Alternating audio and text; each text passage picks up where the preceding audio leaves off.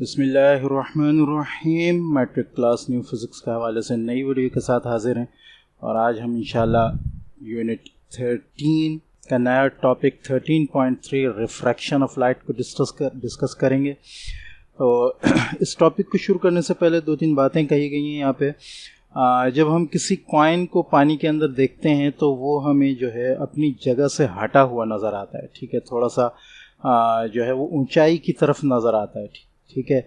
इसी तरह अगर किसी ग्लास स्लैब की बात करें, ठीक है, ग्लास का मटेरियल होगा, ठीक है, उसकी अगर हम बात करें, उसको हमने पेज पर रखे देखें तो उसके जो नीचे जो पेज का हिस्सा आ रहा होगा उस स्लैब के नीचे, ठीक है, तो वो जो है हमें उसके बीच में जो लेटर्स होंगे वो ऊंचे नज़र आएंगे, ठीक है।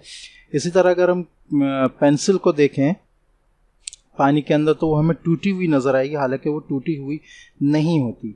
तो आखिर इसकी वजह क्या है? ये होता है असल में रिफ्रैक्शन के फिनोमेना की वजह से, ठीक है। तो इसी को हम इस टॉपिक में जो है वो डिस्कस करेंगे आज कि ऐसा क्यों होता है, ठीक है। तो इससे पहले हमने रिफ्लेक्शन ऑफ लाइट को जो है वो डिस्कस किया था, अब हम डिस्कस करेंगे रिफ्रैक्शन ऑफ लाइट को। इट मीन्स कि यहाँ पर हमारे पास R मौजूद है और पहले यहाँ पर हमारे पास L मौजूद था, ये थोड़ा सा फ़र्क है, ठीक है। तो इसको याद रखना है। इसके अलावा E और A का भी फ़र्क है, लेकिन ये मेन फ़र्क है, ठीक है। तो रिफ्रैक्शन ऑफ लाइट जो है वो बेसिकली ये होता क्या है, इसमें होता ये है कि लाइट की जो रेज़ हैं वो बैंड होती हैं, उस बेंडिंग की वजह से जो चीज़ है वो अपनी जगह से हटी हुई नज़र आती है या टूटी हुई नज़र आती है, ठीक है। तो रिफ्रैक्शन के फेनोमेना को अगर हम बात करें तो the bending effect of light as it passes from one transparent medium to another is refraction of light. दो ट्रांसपेरेंट मीडियम है, ठीक है, ठीक है। यहाँ आप सपोज बात कर लें एयर है, ठीक है, और यहाँ आप बात कर लें ग्लास है, ठीक है। तो जब लाइट आएगी तो ये बेंड होगी थोड़ा सा, ठीक है, थोड़ा सा बेंडिंग की मुड़ने का जो है स्टाइल लेगी। तो ये जो बेंडिंग का जो लाइट का जो ये मुड़ने का जो तरीक़ेकार है, मुड़ने का जो फेनोमेना है, ये कहलाता है रिफ्रैक्शन ऑफ लाइट, ठीक है, the bending effect of light as it passes. अच्छा, इसमें होता क्या है, इसको हम यहाँ पिक्चर से देख लेते हैं। ये भी जो है ये याद रखें, ये भी ट्रांसपेरेंट मीडियम है जो एयर है, और ये भी ट्रांसपेरेंट मीडियम है जो ग्लास है, ठीक है। लेकिन यहाँ से जब एयर आ रही है तो ये टकरा कर जो है ये मुड़ गई है, ठीक है। तो यहाँ जो है इसकी जो है रेज जो है वो टकरा के यहाँ मुड़ रही हैं, ठीक है। दोनों ट्रांसपेरेंट मीडियम है लेकिन इनकी डेंसिटी में फ़र्क होगा, जिसकी वजह से ये रे जो है ये अपनी जगह अपना जो प्लेसमेंट है वो छोड़ रही है, ठीक है। इसको आगे जो है यहाँ इन्होंने डिस्कस भी किया है इसको, ठीक है, लेकिन ये पिक्चर थोड़ी सी साफ नहीं है, इसको हम यहाँ डिस्कस कर लेते हैं, आगे उसमें देख भी लेंगे, ठीक है। तो जो लाइट एक मीडियम से आते हुए दूसरे मीडियम के अंदर दाखिल हो रही होती है रे, वो कहलाती है इंसिडेंट रे, ठीक है। और जो दाखिल होने के बाद मुड़ रही होती है अंदर दूसरे मीडियम में, वो कहलाती है रिफ्लेक्टेड रे, ठीक है। अच्छा, कभी कभी ऐसा होता है कि ये जो मीडियम है, जो दूसरा मीडियम था, इसके बाद ये पहला मीडियम वापस आता है, जैसा कि हम इस बुक में देखें, ये ग्लास स्लैब है, जो एयर से एक लाइट आ रही होगी वो उसके अंदर दाखिल होकर दूसरे साइड से निकलेगी तो वापस उस मीडियम में आएगी, ठीक है। तो हम यहाँ सपोज कर लें कि यहाँ हमारे पास जो है ये है एयर, ठीक है, ये हमारे पास ग्लास, ठीक है। तो यहाँ पर एयर हमारे पास वापस आ रही है, ठीक है। तो ये जो है ये हमारे पास इंसिडेंट रे थी, जैसा कि मैंने बताया, ये रिफ्रैक्टेड रे है और ये इमर्जेंट रे है। ये जो इमर्जेंट रे है ये इस इंसिडेंट रे के पैरेलल होगी, ठीक है, ये बात याद रखनी है। तो यहाँ दो तीन चीज़ें हो गई, एक इंसिडेंट रे, रिफ्रैक्टेड रे, इमर्जेंट रे।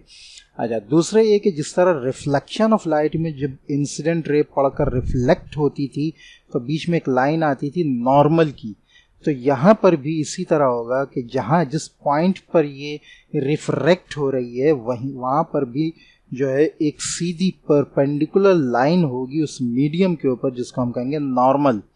ठीक है, तो ये इस रे के आगे भी आएगी और रिफ्लेक्टेड रे के भी, इसी तरह ये यहाँ पर भी आएगी।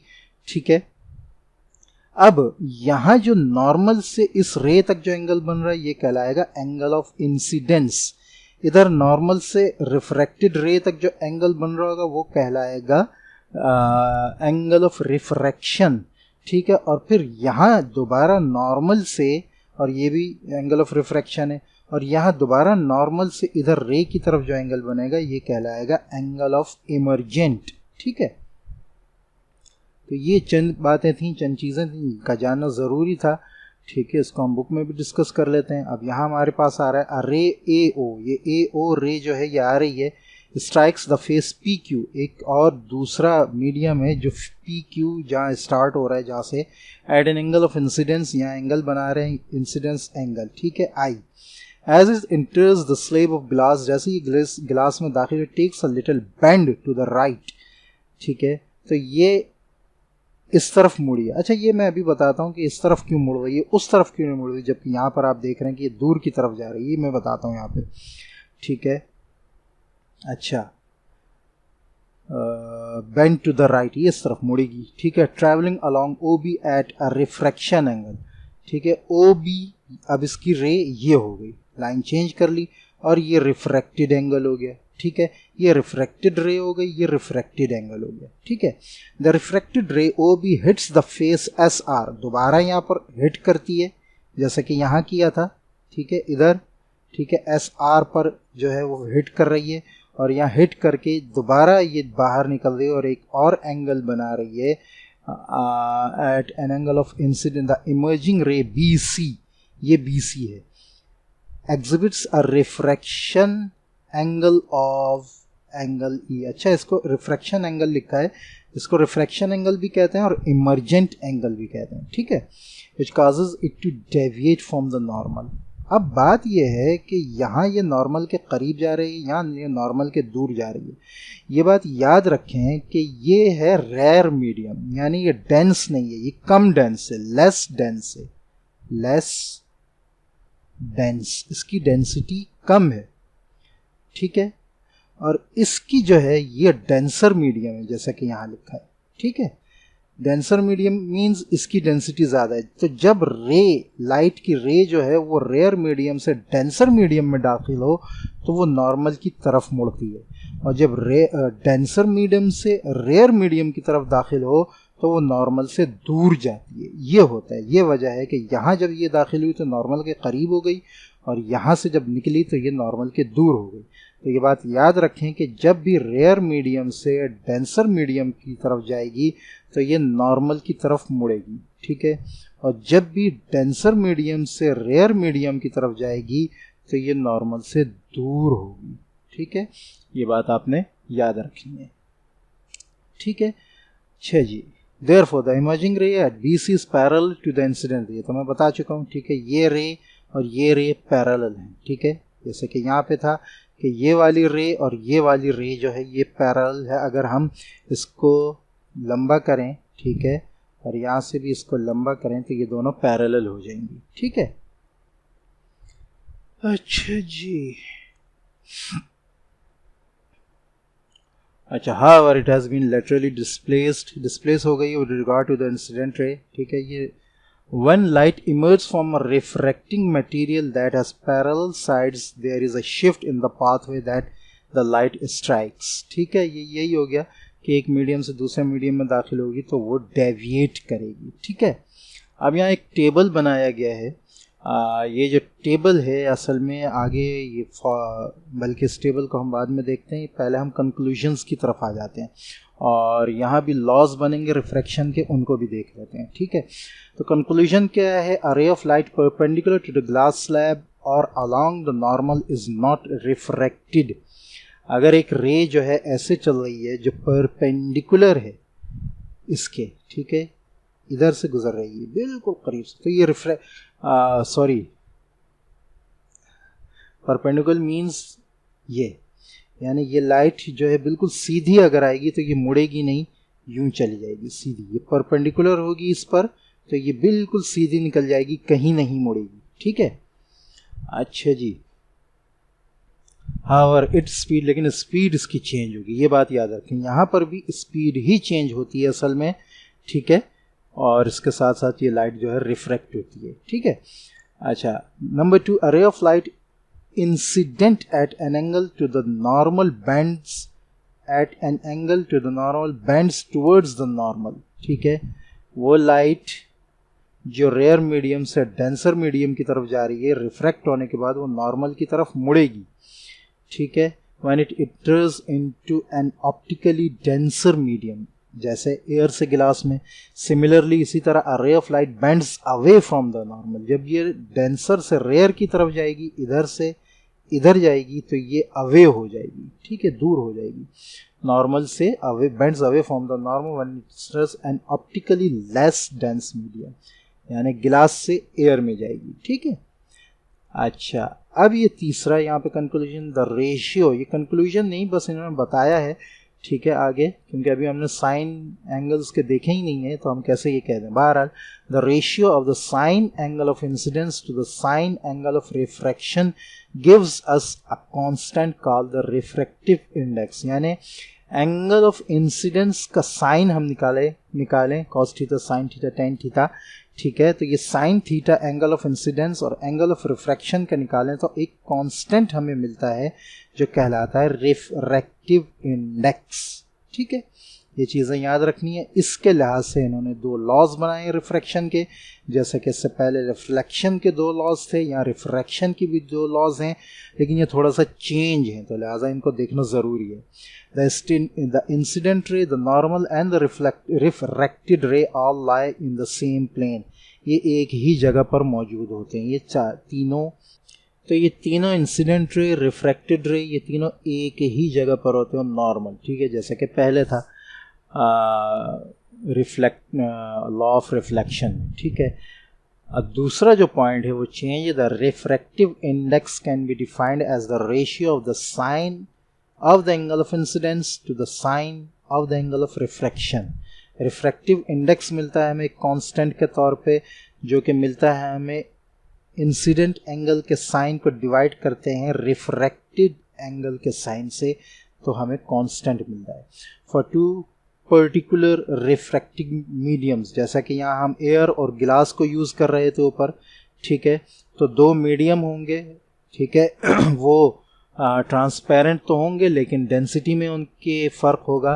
The ratio of the sine angle of incidence और sine of the angle of refraction is constant, ये हमेशा कांस्टेंट रहता है, ठीक है, कोई से भी दो मीडियम्स के दरमियान, ठीक है।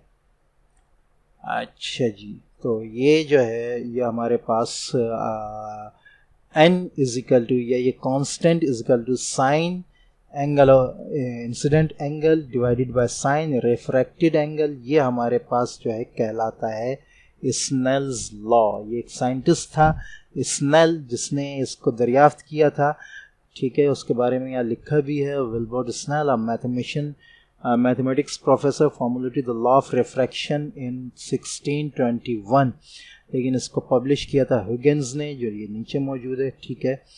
तो इसके अकॉर्डिंग ये है कि रिफ्रैक्टिव इंडेक्स जो है एक कांस्टेंट है जो हमें मिलता है एंगल ऑफ इंसिडेंस के साइन को डिवाइड करने के पर एंगल ऑफ रिफ्रैक्शन के साथ, ठीक है। और यहीं पर ये तमाम कांस्टेंट निकाले गए हैं। यहाँ जो कांस्टेंट हमारे साथ इस्तेमाल हो रहा होता है वो एक जो हो रहा होता है वो एयर हो रहा होता है, और दूसरा कोई भी डेंसर मीडियम हो रहा होता है। यहाँ इन्होंने दिया होगा,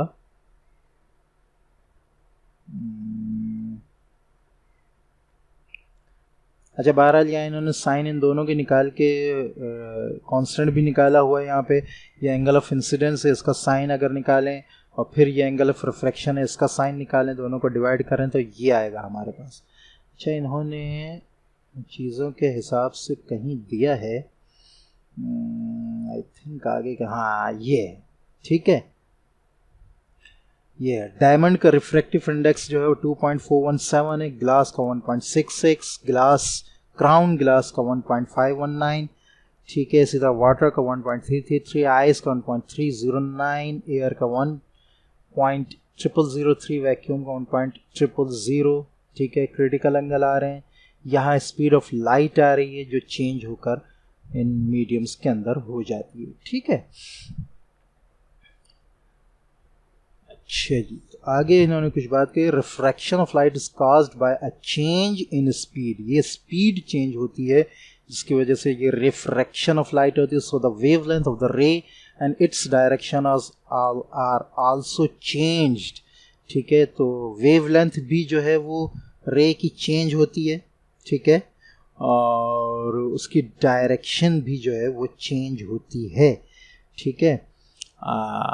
इससे क्या होता है, also change the interface of two different medium. However, ये बहुत इम्पॉर्टेंट बात है, ठीक है। However the frequency of light does not change as the colour used remains unchanged, ठीक है। इससे पहले हम पढ़ चुके हैं बहुत अच्छी तरह कि जब लैम्डा या वेव लेंथ जो है वो चेंज हो, वो जो है वो इन्वर्सली प्रोपोर्शनल होती है फ्रीक्वेंसी के साथ। मींस फ्रीक्वेंसी कम होगी तो वेवलेंथ ज़्यादा होगी, वेवलेंथ कम होगी तो फ्रीक्वेंसी ज़्यादा होगी। इसको हमने इलेक्ट्रोमैग्नेटिक स्पेक्ट्रम में बहुत तफसील से देखा था, ठीक है। तो ये क्या हुआ, यहाँ क्या होता है असल में कि इसकी वेवलेंथ तो चेंज होती है, ठीक है, लेकिन फ्रीक्वेंसी चेंज नहीं होती, ठीक है। और फ्रीक्वेंसी चेंज होने की वजह से लाइट जो चेंज ना होने की वजह से लाइट ही रहती है, किसी और फॉर्म में तब्दील नहीं होती। ये नहीं होता कि वो इंफ्रारेड रे में तब्दील हो जाए या अल्ट्रावायलेट रे में तब्दील हो जाए या और किसी इलेक्ट्रोमैग्नेटिक वेव में तब्दील हो जाए। तो ऐसा कैसे होता है, जबकि हम ये बहुत अच्छी तरह पढ़ चुके हैं कि वेव लेंथ जो है वो इन्वर्सली प्रोपोर्शनल टू फ्रीक्वेंसी है। मीन्स वेव लेंथ जैसे ही चेंज होगी फ्रीक्वेंसी भी उससे उल्टा चेंज होगी। तो यहाँ क्या होता है कि वेव लेंथ तो चेंज होती है, फ्रीक्वेंसी चेंज नहीं होती। एक अहम सवाल है, तो मैं देखता हूँ इस लेसन पर कितने कमेंट्स आते हैं इसके बारे में। तो इंशाल्लाह अगर वो कमेंट्स मेरे पास 10-20 कमेंट भी आ गए इसके, तो मैं इंशाल्लाह इसके बारे में ज़रूर बताऊँगा कि आखिर ऐसा क्यों होता है, ठीक है। मिलते हैं नेक्स्ट वीडियो में, तब तक के लिए इजाज़त। अस्सलामु अलैकुम वरहमतुल्लाहि वबरकातुहू।